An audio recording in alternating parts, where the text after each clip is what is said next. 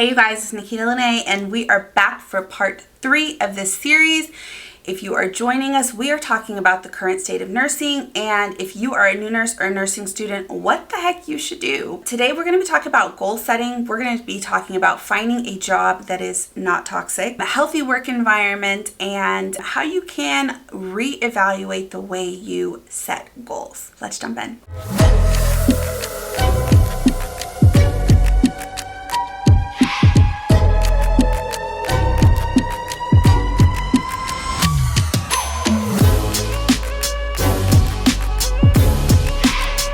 Alright, so if you are just joining us, hey, welcome. I encourage you to go back and watch part 1 and part 2 of this series because we are breaking this thing down. We're talking about the toxic work culture of nursing. We're talking about the current state of nursing and everything that's going on in our career field. And we're talking about if you are a new nurse or a nursing student, what the heck you should do. Like I said in the first video, I have been seeing a lot of posts from new nurse and nursing students saying, what the hell is going on with nursing? Should I still pursue nursing? Should I jump off of the sinking boat now? What am I supposed to do? I'm already 2 semesters in. I'm already a year in. What the heck? Somebody save me. That's what I'm here for, y'all. So I created this series because I had a lot to say about this, you guys. And so, like I said in the first video, I wanted to make this into one video initially, but then I thought, no, I need to elaborate. I need to be able to express in a full explanation what the heck is really going on in nursing and how the heck new nurses and nursing students are going to get through this. For those of you who don't know me, my name is Nnotb. I am the owner and founder of New Nurse on the Block. At New Nurse on the Block, I teach new nurses everything they did not learn in nursing school and everything that they need to know for their transition to practice. So if you are in your very first year of nursing, hi, welcome. I am here for you, a new nurse on the block. Additionally, I also have another platform, Life with Lene, that is my YouTube channel. And on that channel, I talk about my journey of becoming a nurse, from being an Air Force veteran, being a single mom, and starting my nursing career, and now working as a travel nurse for almost 2 years, you guys. I'm almost 2 years into the travel nurse game. So in that 2 years, I have worked in 3 different states, 8 different hospitals, 3 different specialties. I've worked med-surg, PACU, and ICU, which is my primary specialty now. And I'm currently on my 6th travel assignment. So I really enjoy sharing my experiences and my knowledge and the expertise that I've gained because I feel like there's a lot to learn in the nursing field, and I love sharing my experiences because I want other people to learn from the highs and the lows that I've experienced. So hopefully you guys don't make the same mistakes I have, you know, kind of like your big sis in nursing, right? In this series so far, we have talked about why it's so imperative that you take care of your mental and your physical health, how to put yourself first, how to get rid of this Florence Nightingale cape that nursing school has told us we have to carry. We've talked about how to learn from us OG nurses so you don't make the same mistakes as us, where to find information online from the OG nurses, talking about blogs and social media, and what to take away from that. We also talked about that if you are already in it, I don't care if you're like 1 toe dipped in or if you are like 2 semesters deep, don't give up now. Trends and the way life works, things are changing, okay? But Lord knows what nursing is going to be like when you finish nursing school 6 months, a year, 2 years from now. So if you are passionate about nursing, I suggest you don't give up on it. I am here to show you a different perspective of nursing. I'm here to tell you that yes, the stuff you're seeing online is true. However, that's not the whole world of nursing. There are so many different options out there as far as career paths to take in nursing, and so many different opportunities that are not these toxic hospitals that you're hearing about on TikTok. So that's what I'm here to share with you guys. And like I said, this is part 3 of the series. And today we're going to be talking about your goals, how to break your goals down so you can find a job that still meets your needs, physical, mental, spiritual, all the warm fuzzies, but not be toxic. So let's jump in. So let's start by talking about goals. In the very first video, we talked about how in nursing school, we're kind of fed this toxic culture that you have to work bedside nursing, and the relationship between nursing schools and these hospital systems is almost a pipeline where they set us up to work for these hospital systems that they send us out to work in for clinicals, right? I don't really remember, and maybe my nursing school is different than yours. Let me know down in the comments if you have a different experience, but I don't really remember my nursing school talking a lot about other nursing opportunities or other nursing careers. The only ones I could really think about is working in a hospital, obviously. We talked about public health opportunities during public health, but we didn't really have a professor that talked too much in depth about what that lifestyle is like. And then we learned about mental health. Even while we were in mental health, we really didn't get a lot of insight about what it's like to work as a mental health nurse. We were just thrown in there as nursing students. That was it. That was the extent of it. We really didn't learn about too many other specialties, too many different opportunities. So it was kind of ingrained into us that you're going to work these 3 12-hour shifts in a big hospital. You'll be lost in the sauce in these huge hospital systems, and this is what nursing is like. Ready, go. So as far as building a goal of what we wanted to do, a lot of us had in our minds that we have to work at this really big hospital. We have to work at a level 1 trauma hospital in order to be that nurse, that girl. And it's toxic. I'm here to tell you right now, it is toxic. That whole entire pipeline that those nursing schools set us up for is toxic. And I feel like the main reason it's toxic is because it doesn't really show you the full flower bloom. It shows you the flower that is nursing, and it's like, okay, you're going to go out there and be a nurse, but there are so many different petals, so many different opportunities to this flower of nursing. But you got to bust it open. You have to. And you have to get out there and do your research, because otherwise you'll live with this tunnel vision that bedside nursing is it. And with everything that's currently going on with bedside nursing and a lot of these hospitals being exposed for not so good working environments, it can cause a lot of anxiety, a lot of angst to new nurses that are just joining us in this nursing gang, right?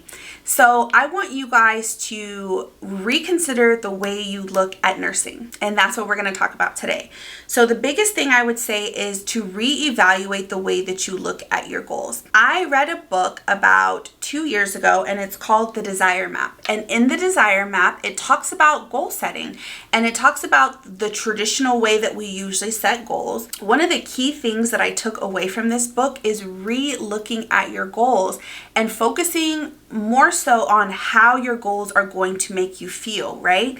Because at the end of the day, all of our goals that we set for ourselves have some type of endpoint that we're trying to reach.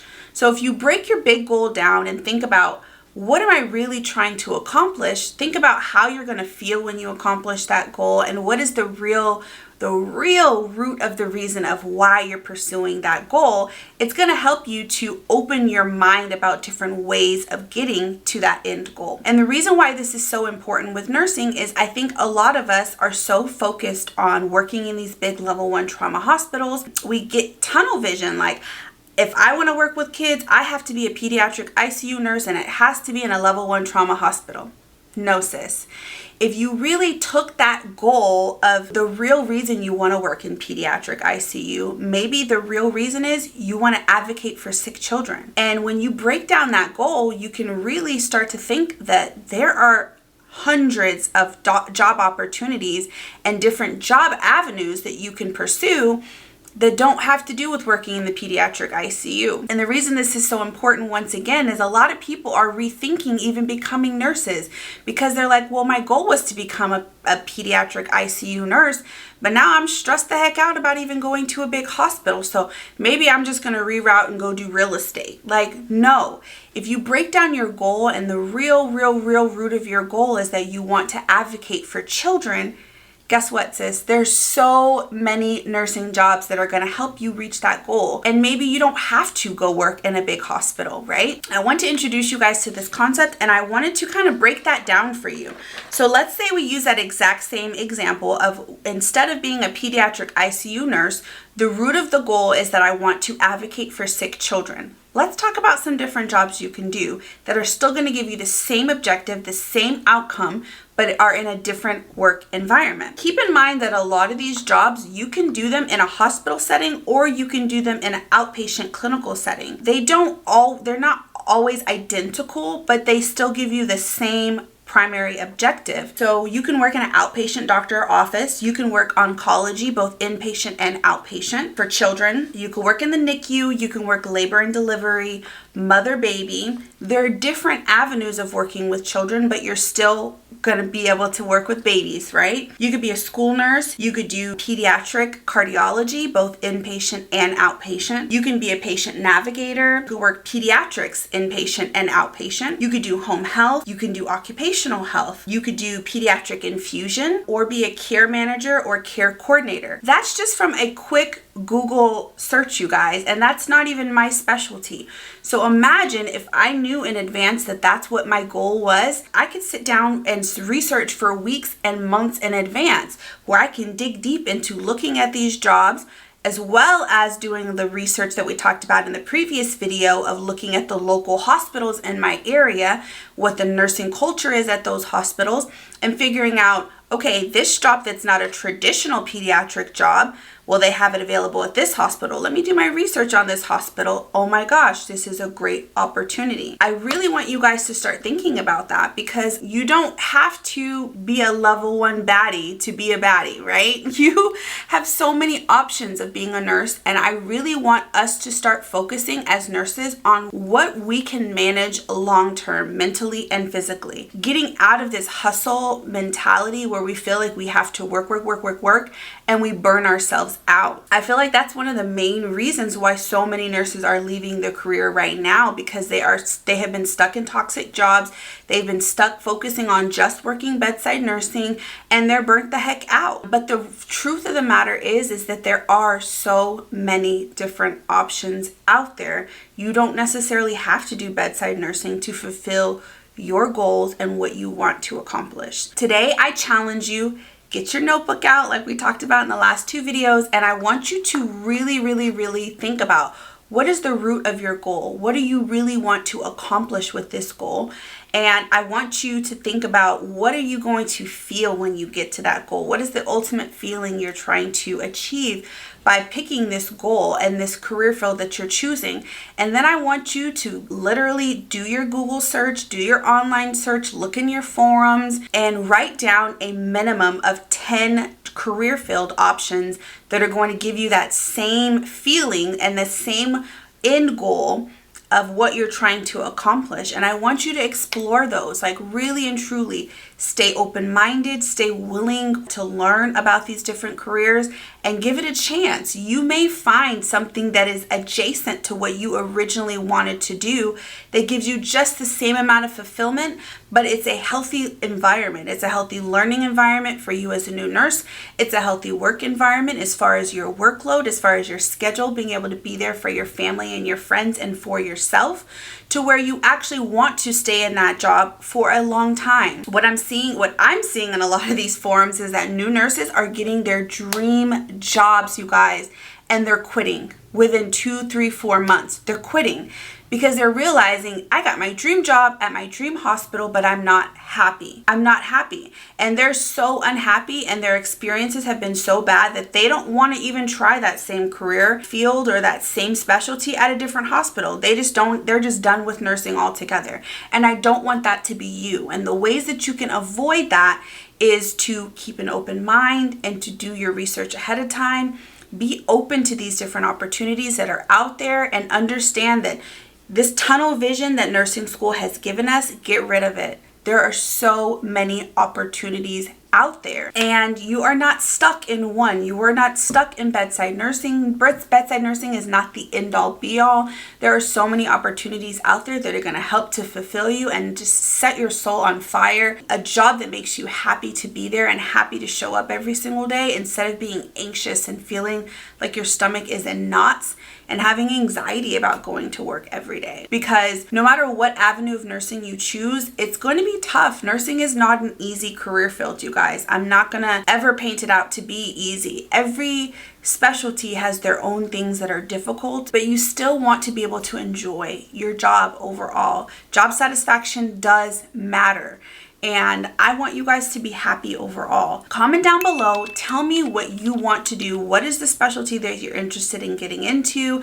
And tell me something else that you're interested in that is kind of similar or is going to give you the same outcome, but you haven't explored it yet. Or if you have explored it, let me know that down as well. I'm very interested in hearing what you guys have to say, and I'm so grateful for you guys showing up for episode 3. Once again, if you haven't already watched episode 1 and 2, go back and watch them. They are filled with gems, you guys. I don't know if I'm going to have another episode in this series for you guys, but of course, I will be sure to keep you posted. Love you guys so much. Take care.